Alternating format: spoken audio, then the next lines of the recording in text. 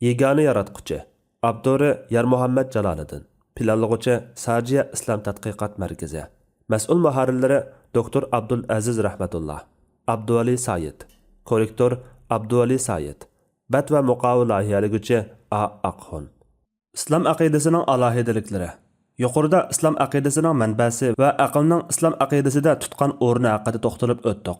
Tuvanda biz islom aqidasining boshqa aqidalardan farqlanib turadigan xosligi va alohidaliklari ustida to'xtalmoqchimiz. Garchi islom aqidasining o'zga ideologiya va aqidalardan farqlanib turadigan xoslik va alohidaliklari intayin ko'p bo'lsa-mu, biz bularning ichida faqat gavdalikroq deb qaralganlarini bayon qilib o'tamiz. Birinchi, ilohiy aqida. İslam aqidasining xosliqlaridan biri onunda ko'rsatilgan barliq asoslar va prinsiplarning manbasi ilohiy vahiydir. İslam aqidasi Qur'on va sahih hadisdan iborat sab vahiyni manba qiladi. U o'z ichiga olgan Allohning ism va sifatlariga doir masalalar, oxirat olimi va uningdagi mukofot jazo, insoniyatning oqibati va kelajagi qatorliq masalalarning hammasida faqat vahiy elib kelgan shaksiz xabarlarni asos qilgan. Aqidaning bayon qilish va izohlash metodi urani qaysi shaklda bo'lishidan qat'iy nazar va uningga insonning qarshi qo'shilmagan bo'lib, hadislar orqali payg'ambar alayhisolamdan kelgan aqida masalalarimi sab vahiyning mahsulidir. Islom aqidasida payg'ambar faqat vahiy qilinganini yetkazuvchidirki, uning aqida masalalarida o'zining fikrini o'ttirg'a qo'yish, aqida masalalarini vahiydan sirt ixtiyorchi izohlash, yo'qni qo'shib qo'yish yoki barini kamaytirib etish huquqi yo'qdir. Muhammad alayhissalom Qur'on Karim o'zi guvohlik berganidek o'z nafs xohishi bo'yicha so'zlamaydi. Faqat uningga nozil qilingan vahiyni so'zlaydi. Najm surasi 3 va 4 oyat. Va yana payg'ambarning mas'uliyati faqat tushunishli qilib yetkazishdir. Ankabut surasi 18 oyat. Allah Taala payg'ambar alayhissalomning haqiqatlarni aynan yetkazgich ekanligini muayyanlashtirish bilan birga, uning vahiy orqali to'g'ri yo'lga boshlovchi zot ekanligini muayyanlashtirgan bo'lib, Alloh mundaq deydi: Shuningdek, ya'ni boshqa payg'ambarlarga vahiy qilgandek, amrimiz bo'yicha sana Qur'onni vahiy qildik. Sen vahiydan ilgari Qur'onning va iymonning nima ekanligini uqmayding. Lekin biz Qur'onni bir nur qildikki, uning bilan bandalarimizdan xohlagan kishilarni hidoyat qilamiz. Shak shubhasizki, sen to'g'ri yo'lga boshlaysan. U osmonlardagi va zamindagi narsalarning hammasi o'ziga xos bo'lgan Allohning yo'lidir. Bilinglarki, hamma ish Allohga qaytadi. Bilinglarki, hamma ish Allohga qaytadi. Shura surasi 52 va 53 oyatlar. Demak, payg'ambar alayhisalom hadis shariflar orqali olib kelgan barliq aqida ta'limotlarini Qur'on Karimning muayyanlashtirishi bilan vahiyni manba qilgandir. Shunga Alloh taolo vahiyni aynan yetkazmaslik, yo'qni qo'shib qo'yish yoki barini to'liq yetkazmaslikdek har qanday o'zgartishni payg'ambarning vahiyini yetkazish majburiyatini ado qilmaganligi deb hisoblagan edi. Allah Taala bu xil qilmishlarning shaksiz jazoga loyiq ekanligini eskartib, payg'ambarimizga tuvandagi xitob qilgan. Ey payg'ambar, Parvardigoring tarafidan sana nozil qilingan ahkomlarning hammasini yetkazgan. Agar to'liq yetkazmasang, Alloh topshirgan vazifani ado qilmagan bo'lsan, Alloh seni kishilarning ziyonkashligidan saqlaydi. Alloh haqiqatan kofir qavmni hidoyat qilmaydi. Maida surasi 67-oyat. U olamlarning Parvardigori tarafidan nozil qilingandir. Agar u, ya'ni Muhammad alayhissalom bizning nomimizdan yolg'onni to'qiydigan bo'lsa, albatta uni qudratimiz bilan jazolaydik. Ondan uning jon tomirini kesib tashlaydik. Sizlardan hech bir odam uni qo'g'dab qololmaydi. Haqqa surasi 44-oyatdan 46-oyatlargacha. İslam aqidasining ilohiy manbani asos qilishdek bu xosligi, shundaqla inson tarafidan har qanday aralashtirilmalar, burmilashlar va o'zgartishlarning qo'shilishidan xoli, saf holatida yetkazilishi uni boshqa har qanday din aqidalardan farqlantirib turadigan muhim xususiyatdir. İslam aqidasi bu nuqtadan ilohiy aqida bo'lish xususiyatini yo'qotgan o'zga samoviy dinlarda ko'rilganidek insonlarning hassi qo'shishiga, ularning tuzitma berishiga, o'zgartishiga, qisqartishi yoki qo'shimchalarni qo'shishiga uchirmagan. Bu nuqtadan islom aqidasi insonlar tarafidan o'ttirg'a chiqarilgan turli falsafaviy ideyalar, inson aqlining mahsuli bo'lmish mafkuralardan tamoman farqlanadi. Alloh taolo Qur'onni muhofazat qildiganligi haqida mundaq deydi: Shaksizki Qur'onni biz nozil qildik va biz cho'qim uni qo'g'daymiz. Hijr surasi 9-oyat. Qur'on Allohning vahiysi bo'lganidek, hadis sharif Qur'onning izohati va bayonidir. Allah payg'ambar alayhissalomga Qur'onni ato qilganidek, uning bilan birga uning shariati va tafsiri sanaladigan hadis sharifni ato qilgandir. Allah müminlərə onun ayətlərini tilavat qıladigan, onlarni gunohlardan pak qiladigan, onlarga kitobni va hikmatni, ya'ni Qur'on va sunnatni o'rgatadigan, o'zlaridan bo'lgan bir payg'ambar avatib, ularga cho'ng ihson qildi. Halbuki ular burun ochiq gumrohlikda edi. Shura surasi 52 va 53 oyatlar. Yuqorqi oyatda qayd qilinganidek, Allah Qur'onni muhofazat qilishga va'da bergan bo'lib, Qur'on Karim oyatlari hadis shariflar orqali izohlanadi. Qur'on bu nuqtadan bayon qilinguchi, hadis sharif uning bayon qilguchisidir. Bayon qilinguchini muhofazat qilish, albatta bayon qilguchini muhofazat qilish orqali ishga oshadi. Demak, Allah Qur'onni muhofazat qilgandek, uning bayoni bo'lmish hadis sharifni muhofazat qilgan. Shunga hadis sharif tarixdan buyon ko'plagan suiqasdlar oldida hamisha Allohning zaminidagi qo'riqchilari bo'lmish din olimlari, hadis ulamolari tomonidan muhofazat qilinib keldi. Sahih bo'lmagan hadislar har davrda sahih hadislardan ayirib chiqildi. Islom aqidasi ana shu Allohning muhofazat qilishi ostidagi Qur'on Karim va sahih hadislardan iborat saf vahiyni manba qildi. Bu jihatdan islom aqidasi birdan-bir ilohiy aqida bo'lishdak xoslikni saqlagan. Tarix bo'yi insonlar tomonidan o'zgartirish yoki burmalanishdan salomat qolishdak alohidalikka ega yagona aqida bo'lib keldi. Ikkinchi, barqaror aqida. Islom aqidasi o'ttirg'a qo'ygan haqiqatlar ilohiy vahiyni manba qilgan haqiqatlardirki, u toki qiyomatga qadar o'li mustahkam, shoxlari baraqsan holatda turdi. U har qanday ziyodalik yoki to'liqlashni, amaldan qoldirish yoki kemaytirishni, o'zgartirish yoki taraqqiy qildirishni qabul qilmaydi va buningga hech qanday ehtiyoji yo'qdir. İnsanlar maddi taraqqiyotda ibtidoiy bosqichda turayotganda bo'lsin yoki hozirgi ilm-fan uchqanday taraqqiy qilayotgan davrida bo'lsin, aslidagi barqaror holatidan tavrab qolmaydi. Zamonga, kishilarning taraqqiyotiga boqib taraqqiy qilmaydi. U hamisha o'z xosligini saqlab qolishdek alohidaligi bilan toki qiyomatga qadar davomlashadi. İslam aqidasidagi barqarorlik uning Allohning huzuridagi vahiydan kelganligining natijasi bo'lib, Alloh o'zining barliq aqida belgilamalarini payg'ambar orqali yetkazib bo'lgan va o'zining dinni mukammal qilib bo'lganligini e'lon qilgandir. Bugun sizlarning dininglarni butun qildim. Sizlarga ne'matimni tamomladim. Islom dinini sizlarning dininglar bo'lishga tanladim. Maida surasi 3-oyat. Alloh o'z dinini mukammal qilib bo'lganligini jakarladi. O'zi tarafidan kelgan vahiylarni yetkazadigan elchisini huzuriga elib ketdi. Onun elchisi bo'lsa, bu mukammal dinning dasturlarini ummatiga to'liq yetkazgan va jakarlagan holda ummati bilan xo'shlashdi. U Alloh huzuriga ketishdan avval mundaq vidolashgan edi. Sizlarga mendan keyin ching esilsanglar mangu ezib ketmaydigan ikki narsani qoldirdim. U bo'lsa-mu Qur'on Karim va mening sunnatimdir. Allah o'z dinini mukammallashtirdi va elchisini huzuriga elib ketdi. Biroq bu mukammal dinning barliq o'zgarmas haqiqatlari toki qiyomatga qadar yetakchi va rahbar salohiyatida ummatga miros qoldi. O'sha bu haqiqatlarning eng avvali islom aqidasidir. Albatta, insonlar uzluksiz taraqqiy qilib turishi, tinmay olg'a ilgirlab yangi kashfiyotlarni barliqqa keltirishi mumkin. Lekin qancha taraqqiy qilib ketishidan qat'iy nazar, ular faqat ilohiy aqidaning yetakchiligi orqali baxt saodatini qo'lga keltira oladi. Shuning bilan birga, mazkur aqida insonning manfaatiga, baxtiyorligiga munosabatli taraqqiyotni aslo cheklamaydi, aksicha qo'llaydi. İslam aqidasining barqaror va o'zgarmas aqida bo'lishi insonning ma'naviy safligi uchun bo'lsa, insoniy manfaatga munosib har qanday taraqqiyotni qo'llashi insonning yer yuziga o'rinbosar ekanligini, shundaqla yer yuzini obod qilish va gullantirishda haqdor ekanligini muayyanlashtirganligidandir. Mana bu uning har qanday din va aqidalardan farqlanib turadigan xosliklaridan biri. 3. Mukammal aqida. İslam aqidasi mukammal aqida bo'lib, u bu nuqtada bir butunlikka ega.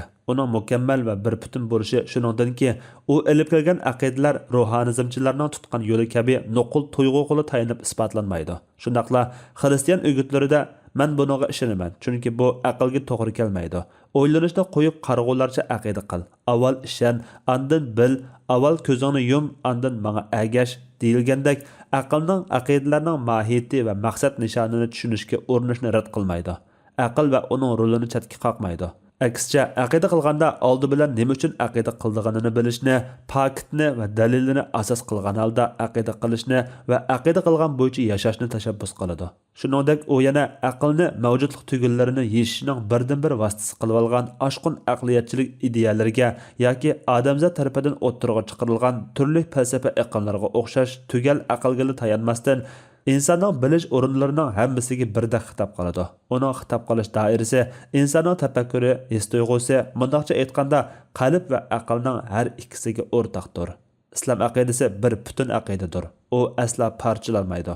U musulmonlardan o'zi elib kelgan aqidaning har bir tafsilotlarini dalilga tayangan holda shaksiz va inkorsiz holatda qabul qilishni talab qiladi. Shunga islomda aqidaning ko'p qism mazmuniga iymon keltirib, oz qismini inkor qilgan kishi musulmon hisoblanmaydi. Islom aqidasida inson o'zi aqida qilgan va iymon etgan Allohning, shundaqla Allohning elchisining barliq ta'limlariga bir butun iymon etishi lozim. O'z xohishiga bo'ysunib, ixtiyor qilganiga aqida qilib, xohishiga kelmaganni inkor qilishi to'g'ri bo'lmaydi. Bunday qilish insonning Allohning haq ekanligi, payg'ambarning vahiy orqali olib kelganlarining barhaq ekanligiga doir ishonchi va va'dasiga xilof bo'lib, bunday qilgan kishi islom aqidasida musulmon emasdir. Şüphesizki Allah'ni ve onun peygamberlerini inkar kılganlar, Allah bilen onun peygamberlerinin arasını Allah'a işinip peygamberlerine işenmeyimiz deyiş bilen acırtı etmekçi bolganlar, peygamberler elip kelgen vahyinin bazısıga işinimiz, bazısıga işenmeyimiz degiciler, onun yani iman bilen küfrünün arasında o'ttira yol tutmakçı bolganlar, ani şular imanni dava kılgan takdirdimi rastallı kapırlardır. Nisa suresi 150 ve 151 ayetler. İslam aqidasini bir butun deyishimiz, uning mavjudligidagi butun masalalarning hammasini izohlashda yegona bo'lganligidandir. U ilohlik, koinot, inson, payg'ambarlik, oxirat va oqibat qatorliq barliq sohalarga munosabatlik masalalarga komil javobni berdi. U insonning yaratilishidan tortib toki o'lishiga, hatto o'lgandan keyingi ahvollarga qadar munosabatlik tafsilot va izohlarni beradigan mukammal aqidadir. İslamdan başqa aqidalarning ba'zilari insonlarga oid masalalarga ahamiyat bersa, ba'zilari ilohiyatga doir masalalarga ahamiyat berdi. Ba'zilari payg'ambarga munosabatli masalalarga ahamiyat bersa, yana ba'zilari dunyoviy masalalarga ahamiyat berib, oxiratga sal qaraydi. Yana ba'zilari bo'lsa, oxiratga ko'ngil bo'lib, dunyoga sal qaraydi. İslam aqidasida yuqoriqilarning hammasiga o'rtaq ahamiyat berilib, har biriga ayrim o'rin ayrilgan bo'lib, bu xil tangpungsizlik mavjud emas. Bu nuqtadan qaragandimi, islom aqidasi boshqa aqidalarga qaraganda butunlik jihatda mukammal va to'liq bo'lgan nazariya sistemasiga ega. 4. Ro'shan aqida. İslam aqidasi islom dinining asosiy prinsiplari va ulug' vakillik qilguvchi haqiqatlarning jamgohi bo'lish sifati bilan aniq, ro'shan va tushunishli bo'lib, uningda murakkablikka, tutuqlikqa o'rin yo'qdir. Uning shuari koinotdagi jami mavjudotni yaratgan, ibodat va sag'inishga arziydigan birli mukammal zot bor. U bo'lsa, intizom va mahoratga to'lgan kangri koinotni yo'qdan bar qilgan. Her şeyini ölçemlik ve takdir bilen yaratkan yegane Allah bulup, onun şeriki, o'xshishi, ayoli, balisi yo'qdir ve tangdashsizdir degandin iborat. Mazkur tavhid aqidasi islom aqidasining javhari va negizi bo'lib, tavhid dalillari inchiki tafsilotlarga qadar ro'shandir. Chunki tavhid aqidasi oldi bilan aql orqali isbotlashni asos o'ringa qo'ydi. U Allohning yegona zot ekanligini isbotlashda faqat islomning nazaridagi tegishli hukmni bayon qilish bilan kifoyalanmasdan, kuchli logikaga, ilmiy yakun, keskin hujjat va aqliy pokitga to'yingan naqliy dalillar orqali o'sha bu tavhid aqidasining sog'lom aqlga munosib aqida ekanligini o'ttirg'a qo'ydi. Shu sababdan u butkul insoniyatga o'zining keskin haqiqatlari orqali jang e'lon qilgan bo'lib, Qur'on bu vaqtda mundaq deydi: Allah'tan başka ilah var mı? Aytqin ki, agar yo'q degan da'voyinglarda rastchil bo'ladigan bo'lsanglar, dalillaringlarni keltiringlar. Naml surasi 64-oyat. Qur'on Karim yana mundaq deydi: Agar osmon zaminda Allohdan boshqa ilahlar bo'lsa edi, koinotning tartibi albatta buziladi. Arishning parvardigori Alloh ularning sifatlagan narsalardan pokdir. Anbiya surasi 22-oyat. Allah'ның balası yo'q, uningga barobar boshqa bir ilahmi yo'q. Agar bundaq bo'lsa edi, u chaqda har ilah o'zi yaratgan maxluqni yolg'iz egallaydi. Ba'zisi ba'zisidan g'olib keladi. Allah ularning Allohga nisbat bergan narsalardan pokdir. Mu'min surasi 91-oyat. Mana bu dalillar boshqa har qanday diniy aqidalarda kelgan bayonlardan alohida ro'shan va mantiqliqdir. Chunki mayli otashparastlik dinda bo'lsin, mayli qadimgi buddizm aqidasida bo'lsin yoki xristian va yahudi aqidalarida bo'lsin, Bu xil qanoatlanarlik dalillar orqali o'z e'tiqodchilariga xitob qilgan agashkichilarni bu xil kuchli qoidalar orqali aql ishlatishga, paket orqali aqida qilishga chaqirgan ahvolni uchratqili bo'lmaydi. Aksicha ularda diniy aqidalar ustida tafakkur qilmay, e'tiqod qilishga, diniy prinsiplarga, uning mohiyati haqida o'ylanmay turib ishonishga chaqiriq qiladigan ahvollar ko'p bo'lib, aqidaga bu xil qarg'ularcha agashgan kishining aqli, qanoat va ruhiy xotirjamlikka erishtiradigan iymon halovatlaridan bahar olishini tasavvur qilish to'liq qiyin. Islom aqidasiga aqida qilgan kishi o'z aqidasini tushunib e'tiqod qildiganlar bo'lsa, mayli aqliy jihatdan, mayli ruhiy jihatdan bo'lsin, ko'nglida hech qanday shak va gumon, dilg'onlik va inoqsizlik his qilmaydi. Mohiyatini bilib, ondan aqida qilish bilan surishtirmayla aqida qilish orasida albatta osmon zamin farq bor. Mana bu islom aqidasining javhari bo'lgan tavhid aqidasidagi ro'shan haqiqatlardir. Islom aqidasidagi oxirat va mukofot jazo haqidagi aqidalardami bu xil ro'shanlikni ko'rib olaymiz. Mazkur aqidaning chiqish nuqtasi dunyoning mangulik qarorgohi emas, aksicha cheklik va o'tkinchi ekanligi, qandaq ahvol yuz berishidan qat'iy nazar har kim qilmish atmishlar uchun hisob beradiganligi, har bir haqning o'z egasiga qaytariladiganligi, yaxshi ish qilganning yaxshiligi, yomon ish qilganning yomonligi hech qachon mukofotsiz yoki jazosiz qolmaydiganligi qatorliqlar bo'lib, mazkur fikrlarning ro'shan ideya asosiga ega, maydoni aniq, haq nohaq tuyg'usi keskin aqida ekanligi o'zidan ma'lumdir. Tuvandagi oyatda bu nuqta nihoyat aniq ifodalangan. Kimki zarrachilik yaxshi ish qiladi ekan, uning mukofotini ko'radi. Kimki zarrachilik yomon ish qiladi ekan, uning jazosini tortadi. Shuningdek, biz yana bu xil ro'shan va aniq mavqani islom aqidasidagi payg'ambarlikka munosabatli aqidalarda ko'ra olamiz. Mazkur aqidada Allohning insonlar ishidan munosib elchini tanlab, uningga kitob nozil qilib, insonlarni to'g'ri yo'lga boshlash va ularni haq yo'lga selish uchun avatishidimi ilohiy adolat va haq-nohaq prinsiplarini asos qilganligi diqqatimizdan tortadi. Masalan, Qur'on Karim payg'ambarlarni avatishdagi hikmatlardan birining navoda payg'ambar avatilmagan bo'lsa, kishilarning keyincha buni ozg'unliqlarni aqlash uchun bahona qildiganlik to'g'riliq to'xtalgan oyatida mundaq deydi.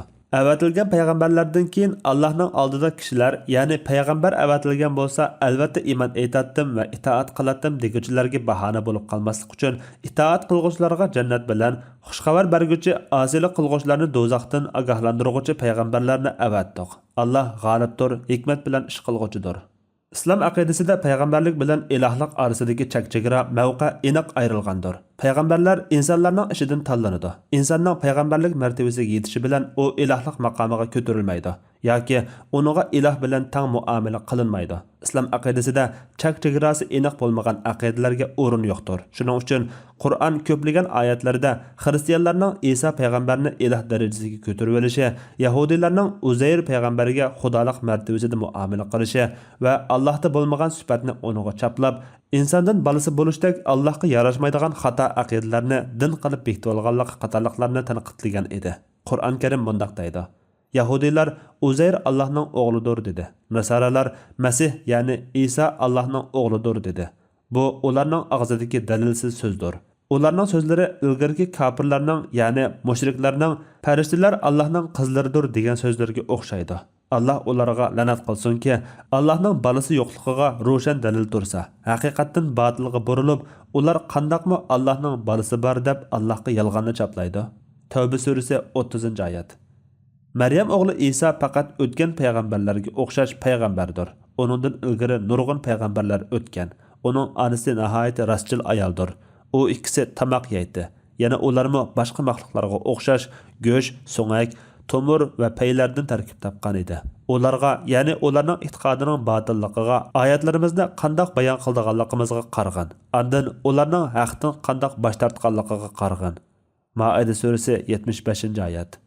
Va yana yuqorqi oyatlarda boshqa dillardagi payg'ambar to'g'risida kelgan aniqsiz da'volar qat'iy rad qilingan bo'lib, oyatlarda xristianlarning Isa alayhisolamning tabiati haqidagi İsa Xudoning o'zimi yoki Xudoning o'g'limi yoki u sap odammi yoki u ruhiy Xudo bilan birlashgan zatmi deganga o'xshash ta hozirgacha o'zlari orasida hal bo'lmay inoqsiz holatda davomlashib kelayotgan botil aqidalarga qarata kaskin va aniq pozitsiya tutilgandir. Islom aqidasi kaskin va aniq mavqeda turishda ana shundoq ro'shan farqqa ega bo'lib qolmay, o'zi o'ttirg'i qo'ygan aqida tafsilotlaridami shundoq kaskin va aniqdir. U aqidlarni bayon qilishda turli ilmiy uslub va andezlarni qo'llangan. İnsanның sağlam tabiatinimi, aql idrokinimi o'xshashla o'zining xitob obyekti qilgan. U yana insonning nazar obyektini koinotga, tabiatning mo'jizalik haqiqatlariga, shundaqla insonning o'zidagi ajoyibotlarga og'dirishga undaydi. Ularga biz toki ularga Qur'onning haq ekanligi aniq bo'lguncha osmon zamin atrofidagi va o'zlaridagi qudratimizga dalolat qiladigan alomatlarni ko'rsatamiz. Parvardigorining hamma narsani ko'rib turadiganligi sening rostligining dalili bo'lishga ularga kifoya emasmi? Fussilat surasi 53-oyat.